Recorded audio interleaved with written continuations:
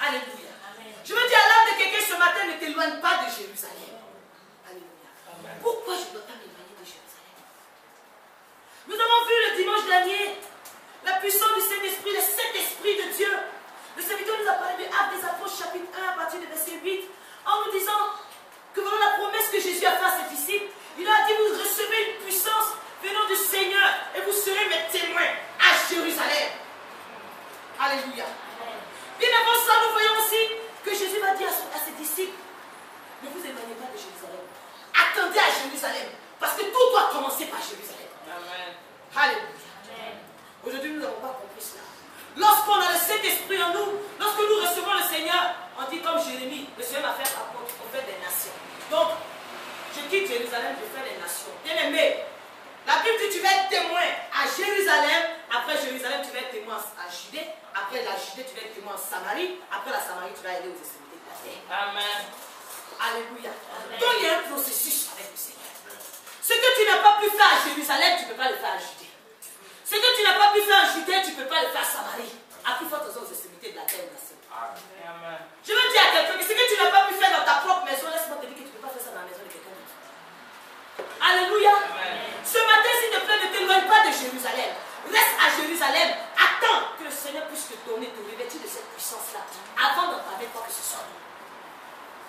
Ce n'est pas parce que nous n'avons pas le Saint-Esprit que nous n'avons pas fait les esprits. Bien aimé, il y a une différence entre avoir le Saint-Esprit et être rempli du Saint-Esprit. Alléluia. Ça fait deux choses. La Bible m'enseigne, j'ouvre une petite parenthèse avant de rentrer dans mon message. La Bible m'enseigne que Élisabeth, la maman de Jean-Baptiste, l'ange a dit que Jean-Baptiste, elle ne devait même pas toucher une boisson enivrante. Parce que l'enfant qu'elle est dans son sein, elle est remplie du Saint-Esprit. Mais laisse-moi te dire que l'enfant qui était en elle était rempli du Saint-Esprit, mais elle n'était pas remplie du Saint-Esprit. Alléluia. Amen. Elle a suivi un processus. La Bible déclare qu'elle s'est cachée pendant 5 mois. Personne ne l'a vue. Alléluia. Lorsque l'ange va révéler à Marie que ta soeur Élisabeth, il y a quelque chose qui se passe. La Bible m'enseigne que lorsque Marie va rencontrer Élisabeth, lorsque Élisabeth va entendre le son de sa voix, quelque chose va se produire en elle. Le son de la voix va être connecté au Saint-Esprit qui est en elle, afin qu'elle soit remplie du Saint-Esprit. Alléluia. C'est à ce moment qu'elle va avoir la révélation. Elle va dire, mais qui suis-je pour la mettre de me sauver de moi comme ça? Alléluia. Amen. Avant ça, elle n'avait pas reçu la révélation. Alléluia. C'est pourquoi je veux dire à quelqu'un, si tu t'éloignes de Jérusalem, tu vas tourner en rond. Tu ne vas pas recevoir la révélation. Tu vas penser que tu es en train de faire les nations. Tu vas penser que tu es en train de faire ce pourquoi Dieu t'a appelé. Mais tu n'as rien. Amen. C'est pourquoi ne t'éloigne pas de Jérusalem. Nous allons prendre le Acte des Apôtres chapitre 2. À partir du verset 1 au verset 8. Je vais lire la parole et nous allons expliquer progressivement. Amen. Merci Seigneur pour ta parole que j'ai écrite. Venons Seigneur ce matin de prédiquer cette parole. Actes des Apôtres chapitre 2, à partir du verset 1 au verset 21. Et je lis la parole de Dieu. Le jour de la Pentecôte, ils étaient tous ensemble dans le même lieu. Tout à coup, il vient du ciel un bruit comme celui d'un vent impétueux et il remplit toute la maison où ils étaient assis. Des langues semblables à des langues de feu leur apparurent, séparées les unes des autres, et se posaient sur chacun d'eux. Ils furent tous remplis du Saint-Esprit. Est-ce que vous voyez un peu le cheminement avant qu'ils soient remplis du Saint-Esprit? Alléluia. C'est pas que le bruit est arrivé et ils ont commencé à parler en langue en même temps. Il y a eu un processus. Alléluia. Nous allons le voir. Et chacun s'exprimait selon que l'Esprit lui donnait de s'exprimer. Or, il y avait en séjour à Jérusalem des Juifs, des hommes pieux de toutes les nations qui sont sous le ciel. Alléluia. Les nations me sont arrivées à Jérusalem. Alléluia. Amen. Au bruit qui eut lieu, la multitude accourut et elle fut confondue parce que chacun les entendait parler dans sa propre langue. Ils étaient tous dans l'étonnement et la surprise. Et ils se disaient les uns aux autres, voici ces gens qui parlent, ne sont-ils pas tous galiléens? Et comment les entendons-nous dans notre propre langue, à chacun dans notre langue maternelle? Parthes, Médès, Élamite, ceux qui habitent la Mésopotamie, la Judée, la Cappadoce, le Pont, l'Asie, la Phrygie, la Pamphylie, l'Égypte, le territoire de la Libye voisine de Cyrène, et ceux qui sont venus de Rome, juifs et prosélytes, crétois et arabes.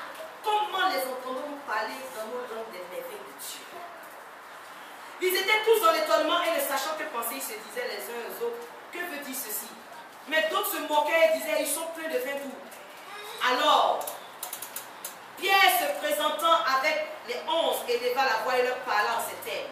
Il leur dit, hommes juifs, et vous tous qui séjournez à Jérusalem, sachez ceci et prêtez l'oreille à mes paroles. Ces gens ne sont pas ivres, comme vous le supposez, car c'est la 3e heure du jour. Mais c'est ici ce qui a été dit par le prophète Joël. Dans les derniers jours, dit Dieu, je répandrai de mon esprit sur toute chair. Vos fils et vos filles prophétiseront, vos jeunes gens auront des visions et vos vieillards auront des songes. Alléluia. Amen. Oui, sur mes serviteurs et mes servantes dans ces jours-là, je répandrai de mon esprit et ils prophétiseront. Je ferai paraître des prodiges en haut dans le ciel et des miracles en bas sur la terre. Du sang, du feu, de la vapeur, de la fumée. Le soleil se changera en ténèbres et la lune en sang avant l'arrivée du jour du Seigneur, de ce jour, de ce grand jour glorieux. Alors quiconque invoquera le nom du Seigneur sera sauvé. Amen. Amen. Alors quiconque invoquera le nom du Seigneur sera sauvé. Mon bien-aimé, tu as le Saint-Esprit. Qu'est-ce qui se passe lorsque tu invoques le nom du Seigneur? Rien ne se passe. Tant tu invoques le nom du Seigneur. Alléluia. Le Seigneur est dans sa parole, il ne ment pas. La Bible déclare que dans les derniers jours, il reprendra de son esprit sur toute chair. Aujourd'hui, sur 10 personnes, il y en a 9 ou même plus dans le Saint-Esprit. Alléluia. Mais la prophétie, les oracles sont mis. Tu prophètes sur ta propre vie parce que ce que tu dis sur ta vie, tu oracles sur ta vie et cela s'accomplit. Mais tu proclames pour le voisin. Est-ce que la parole de Dieu ment? Alléluia. Est-ce que c'est parce que tu n'as pas le Saint-Esprit que ça se passe comme ça? Non, c'est simplement parce que tu n'as pas le Saint-Esprit. Alléluia. Amen. Mais pour être rempli du Saint-Esprit, je dis encore une fois, ne t'éloigne pas de Jérusalem. Alléluia. La Bible déclare que le Seigneur Jésus avait promis un autre consolateur à ses disciples. Il a dit, je m'en irai, mais je ne vous laisserai pas orphelins. Je vous enverrai le consolateur. Pendant toute la marche avec Jésus, les disciples ont vécu dans l'incrédulité. Les disciples ne comprenaient pas le langage de Jésus. Le Seigneur leur avait parlé de sa mort, de sa résurrection. Ils n'avaient pas compris. Alléluia. La preuve, lorsque vous lisez, vous pouvez prendre la référence, vous allez lire à la maison, dans Luc chapitre 24, nous voyons les 2 disciples Clopas et un autre disciple qui était sur le chemin d'Emmaüs. La Bible déclare que Jésus était mort. Et il venait d'apprendre que Jésus avait été ressuscité. Les femmes sont venues dire que le tombeau était vide. Mais eux, ils n'avaient pas vu Jésus. Donc ils étaient dans le désespoir. Pour eux, mais comment quelqu'un qui a marché avec nous, il est parti au fait comment? Ils étaient dans le désespoir. Alléluia. Et ce désespoir fait qu'ils se sont éloignés de Jérusalem. Alléluia. Ils se sont éloignés de Jérusalem pour aller dans un village qui s'appelle Emmaüs. Alléluia. Qui est environ à 2 heures de Jérusalem. Ils étaient tous désespérés. Ils parlaient. Ils étaient tristes sur la route. Ils étaient tellement tristes, ils ne se sont même pas rendus compte que Jésus était avec eux à côté. Que Jésus parlait de moi. Mais pourquoi vous êtes tristes comme ça? Jésus a fait route avec eux, mais pourquoi vous êtes tristes? Dis, mais dans tout Jérusalem, tu es le seul qui ne sait pas ce qui s'est passé. Toi, tu ne sais pas ce qu'ils ont fait à Jésus. Jésus a compris qu'ils n'avaient pas su que c'était lui. Il a continué à discuter avec eux. Le soir arrivé, ils sont restés ensemble. Après, ils ont continué leur marche. D'un moment donné, le Seigneur a vu que leurs yeux s'ouvrent. Alléluia. Je n'arrête toute l'histoire pour que je le dise à la maison. Leurs yeux sont ouverts. Ils ont réalisé que c'était le Christ. Alléluia. Vous savez, cette rencontre avec le Seigneur était dans le programme de Dieu. Parce que c'était important pour ne pas qu'il s'éloigne. Alléluia. Il fallait trouver quelque chose pour qu'ils puissent retourner à Jérusalem. Il fallait trouver quelque chose pour qu'ils aient de quoi retourner à Jérusalem. Puisqu'ils ont eu maintenant une occasion de dire quelque chose, ils ont quitté Emmaüs. Ils sont partis à Jérusalem. Alléluia. Amen. Ils vont donc retourner à Jérusalem pour annoncer cela aux autres disciples. Après quoi, Jésus va apparaître à eux tous. Alléluia. Il va les rassurer. Au départ, ils vont avoir peur. Il va les rassurer. Il va ouvrir encore l'esprit afin qu'ils puissent comprendre les Écritures. Alléluia. Mais Jésus va leur dire quelque chose. Il va leur dire, vous savez, la repentance et le pardon des péchés sera prêché en mon nom. Dans toutes les nations. Mais à commencer par Jérusalem. Alléluia. Dans toutes les nations, vous allez entendre parler de moi. On va prêcher. Dans toutes les nations, vous allez aller parler de moi. Mais vous devez commencer d'abord par Jérusalem. Et vous serez les témoins de ces choses-là. Et j'enverrai sur vous mon esprit que j'ai promis. Mais, il y a un mais que Jésus va dire ici. Vous, restez dans la ville jusqu'à ce que vous soyez revêtus de cette puissance-là. Alléluia. Je veux dire à quelqu'un, reste à Jérusalem jusqu'à ce que tu sois revêtu de la puissance du Saint-Esprit avant d'entreprendre quelque chose. Alléluia. Même dans le ministère, il n'y a pas quelqu'un que Dieu n'a pas appuyé. Alléluia. La Bible déclare que Jésus est venu chercher et sauver ceux qui sont perdus. Alléluia. Donc, il n'y a pas quelqu'un que Dieu n'a pas appuyé. Mais il y a le temps où le Seigneur t'appelle, le temps où tu réponds à l'appel, et le temps où tu te mets en marche pour aller vers la terre. Amen. Tout ça aussi, c'est un processus. Tout ceci rentre dans le cheminement avec le Seigneur. Alléluia. Vous savez, lorsqu'ils ont commencé, les disciples qui avaient peur, ils ont retrouvé espoir à un moment donné sur le chemin. Parce que Jésus, ils ont vu réellement que Jésus était ressuscité. Donc ils ont commencé à faire la marche avec Jésus jusqu'à Béthanie. Et pendant qu'ils faisaient la marche, encore une fois, voici que Jésus va être enlevé. Cette fois-ci, c'est bon. Alléluia. C'est comme si je vous dis, vous avez perdu espoir. Et à un moment donné, vous commencez à regagner l'espoir. Et subitement, vous voyez cet espoir-là s'envoler. Tu as le Saint-Esprit, même si tu as le Saint-Esprit, tu baisses le bras tout de suite. Alléluia. C'est certainement ton cas. Aujourd'hui, tu ne vois rien à l'horizon. Tu as baissé le bras. Alléluia. La Bible déclare que lorsque Jésus était enlevé devant ses disciples, les disciples, vous savez ce qu'ils vont faire? Ils vont s'arrêter et puis ils vont fixer le ciel. 2 anges vont arriver pour leur demander: pourquoi vous vous arrêtez à regarder le ciel? Je veux dire à quelqu'un, pourquoi est-ce que tu t'arrêtes à regarder le ciel? Alléluia. Pourquoi tu t'arrêtes à te lamenter sur cet espoir perdu? À te lamenter sur les choses physiques que tu ne vois pas? Alléluia. Pourquoi tu t'arrêtes? Il a dit, c'est Jésus de la même manière dont il a été enlevé au milieu de vous, c'est de cette même manière qu'il reviendra. Alléluia. Je veux dire à quelqu'un, ce que tu as perdu, de la même manière que cette chose est partie, c'est de cette même façon que cette chose va revenir. Alléluia. Mais toi, reste à Jérusalem. Amen. Parce que si tu t'éloignes de Jérusalem, tu ne verras pas la puissance de Christ. Alléluia. Ce matin, je veux dire à quelqu'un, à toi qui t'éloignes de Jérusalem. Parce que d'abord, tu as reçu la promesse et tu te dis que, puisque j'ai reçu la promesse, je suis déjà revêtu. Je peux y aller. Bien-aimé, retourne à Jérusalem, parce qu'il y a le revêtissement qui est là. Sans quoi n'entreprends rien. Toi qui as arrêté aussi de marcher, parce que tu veux te lamenter, je vais te demander pourquoi tu t'arrêtes. Comme le serviteur a dit un jour, pourquoi vous qui courez si bien, pourquoi vous vous êtes arrêtés? Qu'est-ce qui a fait que tu as arrêté ta course? Fais cette courbe incorruptible. Qu'est-ce qui fait que le découragement t'a pris un peu où tu ne te remets pas compte que tu es en train de stagner? Alléluia. Jusqu'à quand vas-tu regarder le ciel? Est-ce que tu penses que Jésus doit venir te trouver dans cette position-là? Retourne à Jérusalem. Alléluia. Amen. Retourne à Jérusalem parce que sans la puissance du Saint-Esprit, tu ne peux pas témoigner.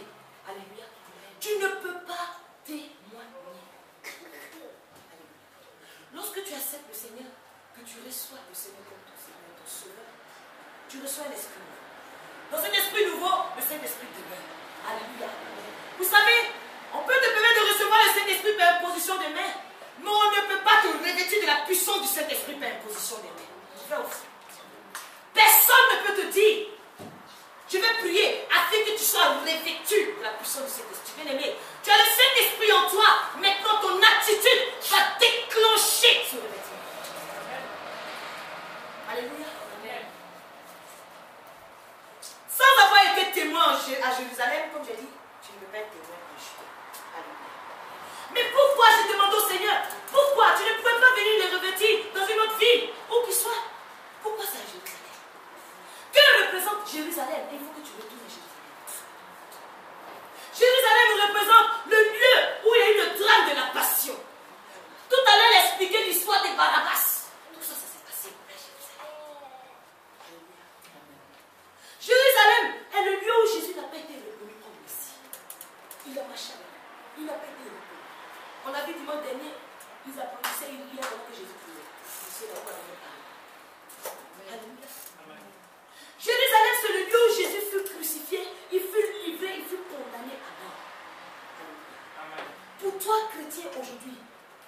Jérusalem représente quoi? Alléluia.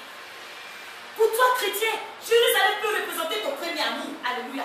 Depuis le jour où tu as accepté le Seigneur, voilà que tu as abandonné ton premier amour. Mais je te dis ce matin, retourne à ton premier amour, afin que ce premier amour, ta tête, avoir la conduite qu'il faut, afin que tu sois revêtu de Saint-Esprit, avant de t'engager dans la possession. Jérusalem peut représenter pour toi aujourd'hui, à qui on a dit comme Jésus, est-ce que quelque chose de bon peut sortir de Nazareth? Alléluia. Ton entourage t'a regardé, il est chrétien celui-là. Est-ce que quelque chose de bon peut sortir de lui? Bien-aimé, ce n'est pas dans les nations que tu vas aller prouver que quelque chose de bon peut sortir de toi, mais c'est à Jérusalem. Amen. Alléluia. Jérusalem peut représenter ta maison qui n'a pas cru en toi, ta maison qui n'a pas cru en l'appel que Dieu a mis sur ta vie. Bien-aimé, si ta maison ne croit pas en l'appel que Dieu a mis sur ta vie, ce n'est pas la maison des autres nations qui vont croire en l'appel que Dieu a mis sur ta vie. Amen. Alléluia. C'est pour cette raison, chrétiens, s'il vous plaît, soyons des témoignages. Amen. Notre premier témoignage, ça commence là où on est, à Jérusalem, là où on a vécu. Alléluia. Là où on nous connaît. Alléluia. Si on ne te connaît pas quelque part, on ne peut pas témoigner. Pour témoigner que quelqu'un a changé, il faut savoir comment il était avant. Amen. Amen. Alléluia. Aujourd'hui, personne ne me connaît. J'arrive aux États-Unis, je peux aller dire ce que je veux. Qui peut prouver que je n'étais pas comme ça? Qui peut prouver qui j'étais avant pour que mon témoignage soit poignant? Alléluia. Amen. Jérusalem peut représenter ta famille dans laquelle tu as été méprisé. Alléluia. Le Seigneur dit retourne à Jérusalem. Elle a conduite qu'il faut à Jérusalem. Afin que moi je puisse te revêtir de cette puissance. Que tu puisses opérer des miracles là-bas. Afin que eux disent, oh, on s'est trompé de personne. Amen. Aujourd'hui, beaucoup de personnes en appellent. Ils ont la promesse de Dieu sur leur tête. Mais vous savez, je connais des personnes sur qui on a prophétisé. Tu vas faire les nations, mais elles sont mortes. Elles ne jamais fait la vie. Alléluia. Est-ce que Dieu ment? Dieu ne ment pas. Il faut comprendre, lorsque tu as cette promesse, que tu vas recevoir une puissance et que tu seras le témoin. Et que par cette puissance-là, tu marcheras sur les serpents, sur les scorpions, sur toute la puissance des ténèbres que rien ne pourra te nuire. Quand tu comprends qu'il faut d'abord que tu aies cette puissance-là avant de t'engager, il ne tu fais des espoirs. Aujourd'hui, on ne fait pas des espoirs pas parce qu'on n'est pas cessé. Il y a des personnes, je vous dis la vérité, qui sont réellement cessées avec le Seigneur dans leur marche. Mais à cause de leur mauvaise conduite, elles ne font pas des espoirs. Amen. C'est pour ça que je dis, arrêtons de critiquer les gens qui se comportent d'une façon bizarre. C'est pas parce que c'est pas sincère. Mais il y a un cheminement avec le Seigneur. Il y a une attitude à avoir. Tout ça, c'est là. Alléluia. Amen. Quand tu es à Jérusalem, c'est pas pour t'arrêter aussi à Jérusalem, pour regarder le ciel pour dire de toute façon mon Seigneur va faire. Alléluia. Il faut qu'à Jérusalem, ton attitude crée en toi un mouvement, afin que ce qui est caché en toi puisse se refléter sur toi. Amen. Amen. Parce qu'avant que tu puisses être témoin, il faut qu'on témoigne de toi d'abord. Amen. C'est vrai ou faux? C'est vrai.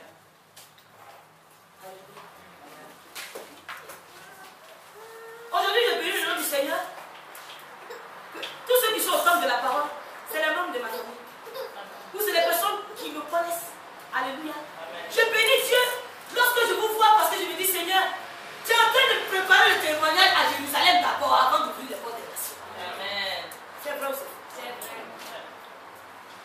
Aujourd'hui, maman m'a donné là. Si peut-être il y a pas un petit témoignage au moins bon, elle ne peut pas se lever de faire des trajets pour venir écouter la parole. Alléluia. Chrétien, quel est ton témoignage à Jérusalem? Ceux qui te connaissent avant que tu aies accepté le Seigneur, aujourd'hui que tu as accepté le Seigneur, disent quoi de toi?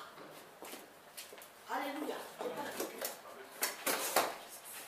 Ceux qui t'ont connu avant que tu aies accepté le Seigneur, est-ce que leur langage est différent te concernant? Si le langage n'est pas différent te concernant, arrête de confondre vitesse et précipitation. Retourne à Jérusalem. Va prendre le nécessaire et fonce. Amen. Alléluia. Amen. À Jérusalem, tu attends comment? Tu attends la consolation comment? On a vu aussi que Anne attendait la consolation. Cette promesse, elle attendait cette promesse dans le jeûne de la prière. Elle restait dans le temple. On a vu aussi que Siméon était rempli du Saint-Esprit. Alléluia. Mais il avait le Saint-Esprit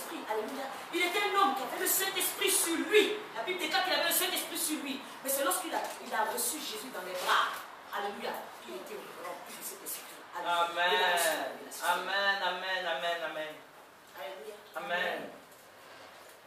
Aujourd'hui, il y a quelque chose que le Seigneur doit mettre dans tes bras. Alléluia. Parce qu'il sait réellement que tu es un témoin réel.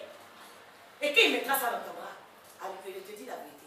Que ce qui est caché en toi, il y aura un mouvement grave. Amen. Personne ne te le donnera.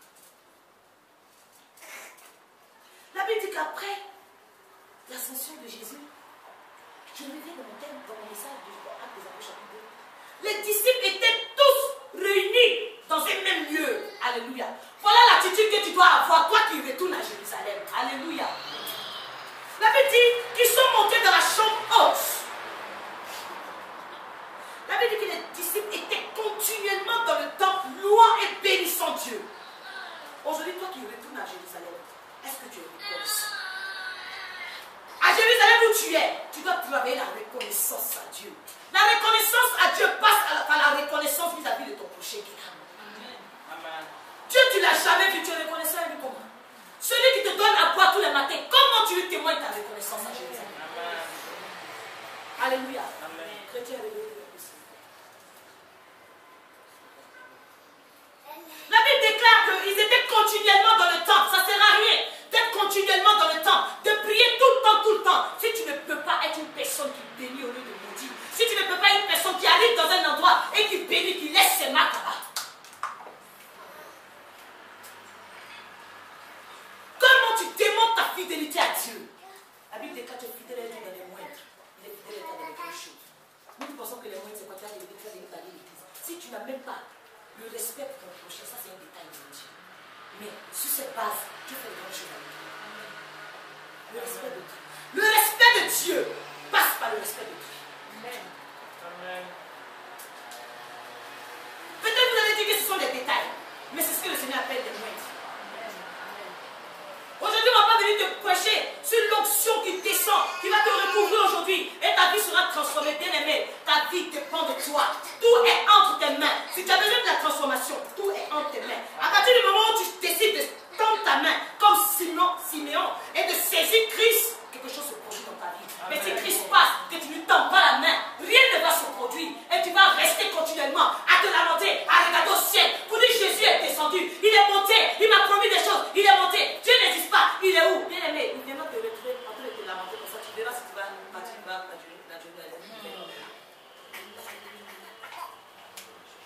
Alléluia. La Bible dit que les disciples arrivés à Jérusalem, ils sont montés dans la chambre haute. Chrétien, je vais te demander aujourd'hui, quel est ton niveau spirituel?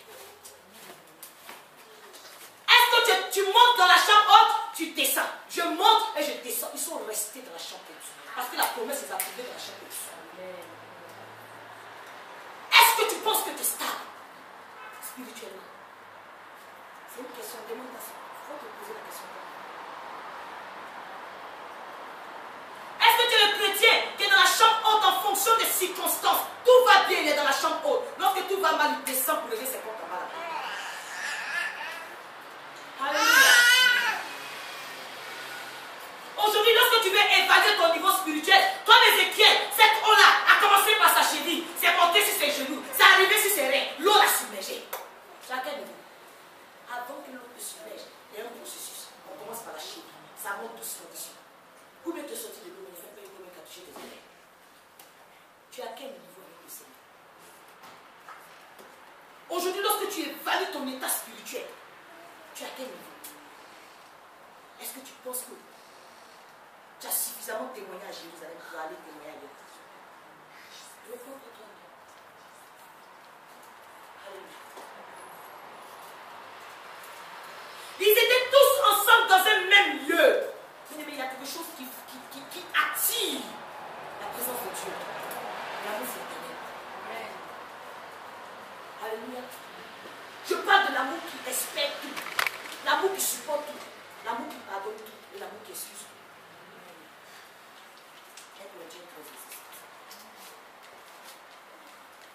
J'ai dit, mais Seigneur, même si le jour de la Pentecôte, tu avais prévu de descendre l'esprit, si tu ne les trouvais pas dans le même esprit, le seul esprit est bon. Ils n'avaient pas trop. À quel moment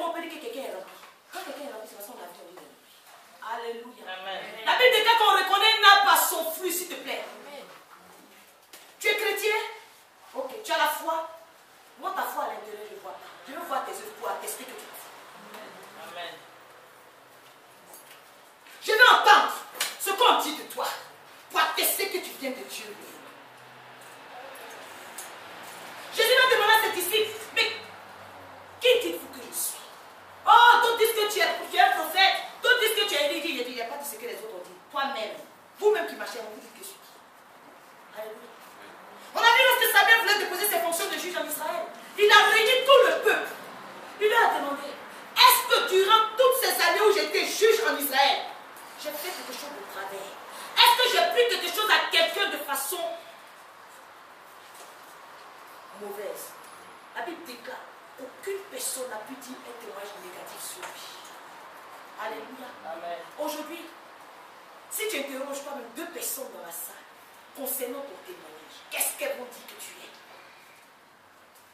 Quand tu t'interroges toi-même, comme l'apôtre Paul dit, ce qui fait sa fierté, sa gloire, c'est le témoignage que sa conscience rend de lui. Moi, je peux donner un faux témoignage parce que je peux me fier à ton apparence. Même Samuel qui servait le Seigneur, qui était un prophète, il s'est fié à l'apparence du frère de David parce qu'il a vu qu'il était grand de taille, il était beau. Il voulait le consacrer au Seigneur, celui-là. Je l'ai rejeté depuis longtemps. Parce que tout ce qui est élevé aux yeux d'un homme est une abomination aux yeux de Dieu. Bien aimé, aujourd'hui, je ne vais pas me fier sur tes belles paroles. Je ne vais pas me fier sur les paroles de femmes pour attester que tu viens de Dieu. J'ai besoin de voir tes fruits. Et moi-même, j'attesterai de ma propre bouche que Dieu a. Amen. Amen. Lorsque tu interroges, je veux tout simplement pour que tu puisses travailler ton attitude, ta conduite. Je ne m'épargne pas moi-même. Demande au sortir de là à 2 personnes qui te sont proches. Demande-leur sincèrement, que penses-tu de moi? Et ne prends pas en mal ce qu'elles vont te dire, mais que cela te serve, que tu puisses t'améliorer dans ta marche avec le Seigneur. Vous savez, celui qui ne se remet pas en cause ne peut pas faire de grands exploits. Amen. Celui qui pense qu'il est déjà arrivé et qu'il n'y a plus rien à faire, le chemin est long. Le chemin est très long. Donc tu as besoin du regard des autres. C'est pareil, l'apôtre Paul va dire quoi? Aujourd'hui, je peux prêcher l'évangile et puis me nourrir de ce que les gens donnent. Ce n'est pas un péché de vivre de l'évangile. Alléluia. Il dit, je peux faire comme les autres apôtres. Vous avez vu quelqu'un qui a déjà planté un arbre sans manger le fruit? Alléluia. Aujourd'hui, si je m'investis pleinement dans la salle administrative à travers demain, ce n'est pas de l'escroquerie qui lui demande de me donner quelque chose. Parce que je me suis investi. Amen. Alléluia. Amen. Mais l'apôtre Paul dit, je ne le fais pas. Je préfère travailler pour ne pas que je sois une pierre d'achoppement pour les plus faibles. Alléluia. C'est pourquoi je veux dire que si je travaille aujourd'hui, par exemple, ce n'est pas parce que je n'ai pas le droit de vivre des 10 000 efforts. C'est vrai. Mais je ne le fais pas.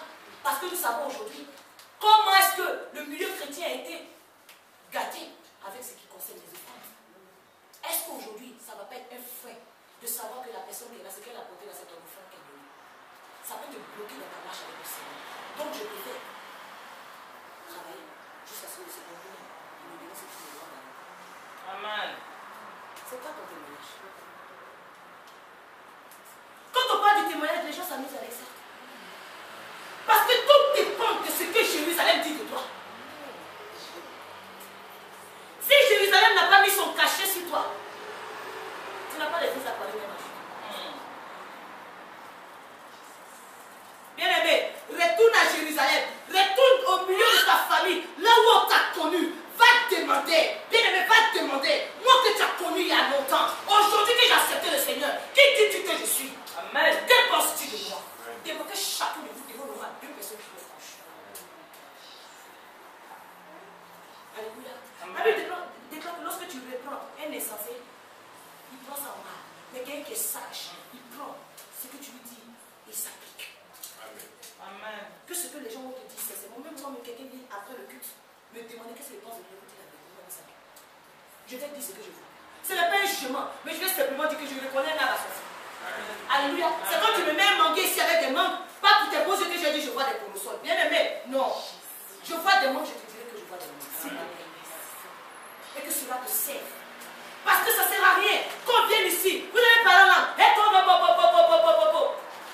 puis il n'y a rien qui se passe. Vous allez recevoir le Saint-Esprit. Oui, tu as reçu le Saint-Esprit. Et le Saint-Esprit va rester toujours au stade de ta cheville. Il ne grandit pas. Il ne prend pas des marques en toi. Le fruit de l'esprit se développe en toi. Depuis qu'on plante quelque chose sur une bonne terre comme ça, le Seigneur a défriché vos cœurs, enlevé les épines, tout. On a planté un plant délicieux qui est la parole de Dieu, où on s'attend à ce que cette plante-là produise du bon fruit. Pourquoi est-ce que ça produit des raisins pourris?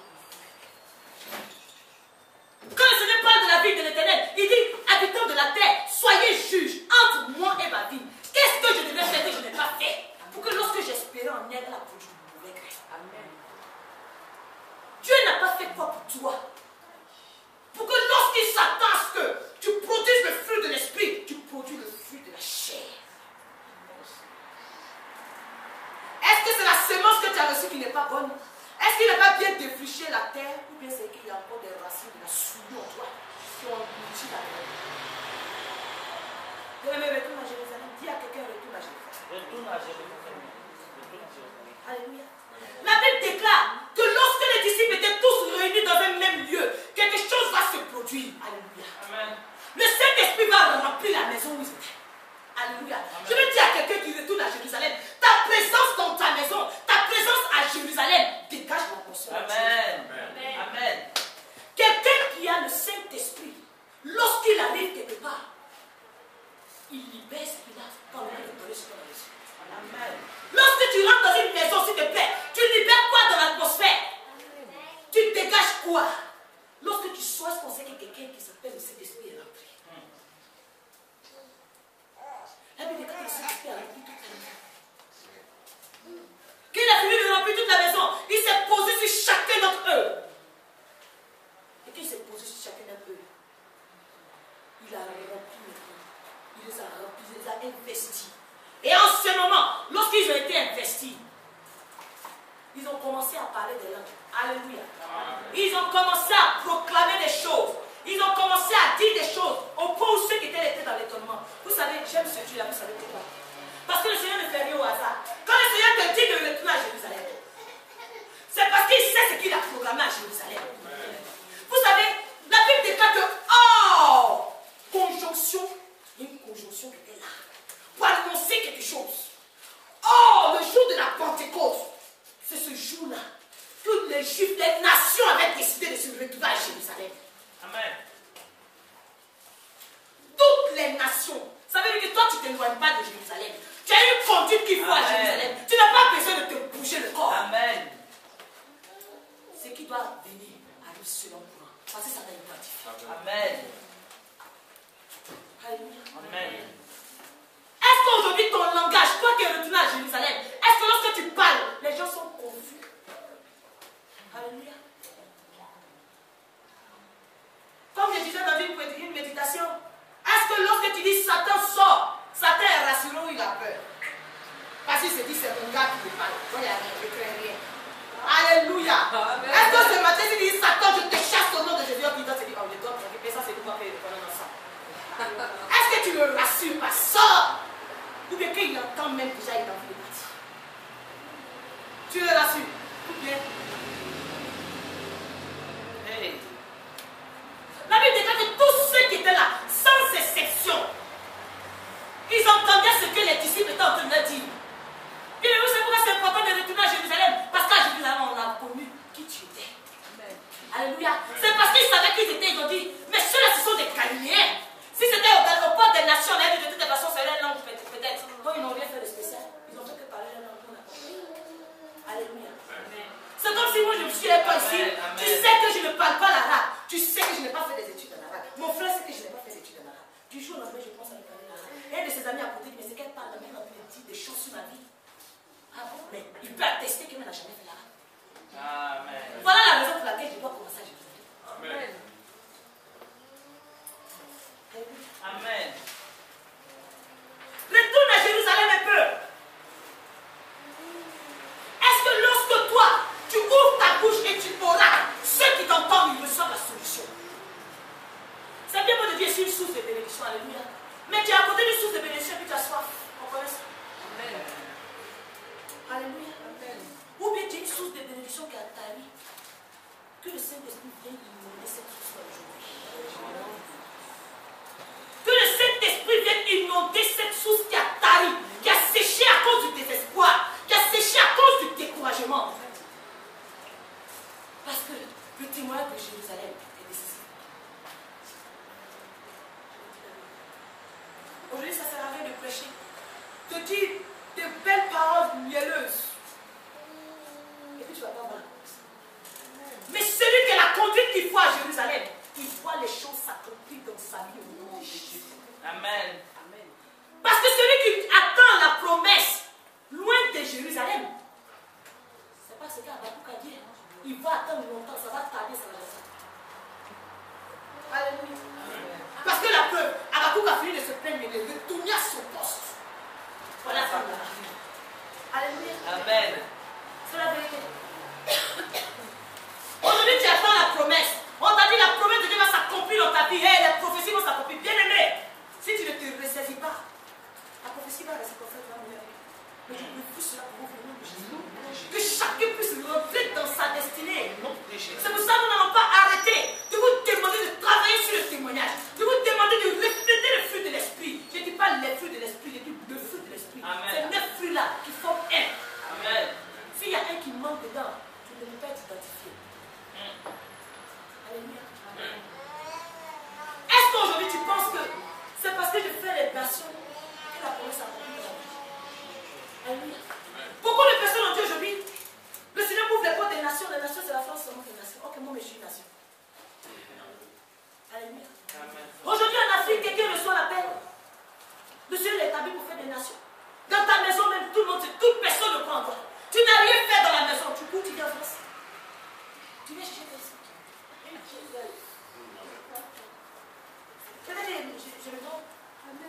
Tu viens chercher quoi ici? Si aujourd'hui moi je passe un coup de fil à Jérusalem, on dit quoi de toi? Est-ce que tu as pris le soin de travailler le témoin de Jérusalem? Tu viens ici pour chercher quoi? Tu viens ici pour chercher quoi? Tu as laissé quoi derrière là-bas? Alléluia. Amen. Viens de retour à Jérusalem. Parce que je te dis la vérité, c'est le fait que tu n'aies pas reçu ton ordre de mission à Jérusalem, c'est qui fait que tu tournes en rond. C'est qui la vérité? Si aujourd'hui tu n'as pas compris pourquoi la prophétie dure à s'accomplir dans ta vie, c'est parce qu'il y a un problème au niveau de Jérusalem.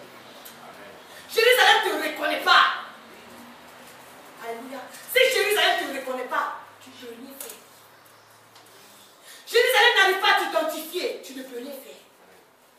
Les habitants de Jérusalem ne sont pas confus lorsque tu parles. Ne cherche pas à les mettre. Essaye d'abord de les convaincre. La Bible déclare que lorsque les disciples ont commencé à parler, toutes ces nations étaient dans la confusion. Aujourd'hui, par ton langage, si tu dis que réellement tu connais Christ, si tu retournes à Jérusalem, on peut le savoir par ton langage. Alléluia.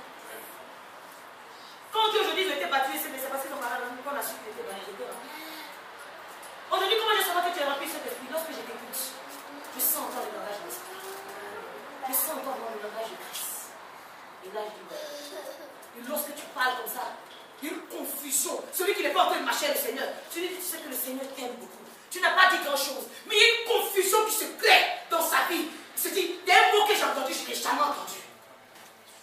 Je vais avoir le même langage que toi. Là, tu fais tout Jérusalem. Alléluia. Amen. Bien-aimé, si tu as quitté Jérusalem, parce que tu te dis, Jérusalem doit entendre parler de toi. Bien-aimé, je te dis ce matin, retourne à Jérusalem, parce que c'est Jérusalem qui doit parler de toi. Amen. Alléluia. Amen. Si tu t'étais éloigné, et que tu es sur le chemin de Maïs, en train de penser à la tristesse, comment je vais faire? Bien-aimé, entends cette parole, et vois que Jésus est à côté de toi ce matin. Et il te dit simplement, je suis vivant. Je n'ai pas changé. Ce que j'ai fait hier, je le fais aujourd'hui. Amen. Ce que j'ai fait avec les prophètes, les grands espoirs que j'ai fait avec David devant Goliath, je n'ai pas changé. Je peux les accomplir. Simplement, que les écailles tombent de tes yeux.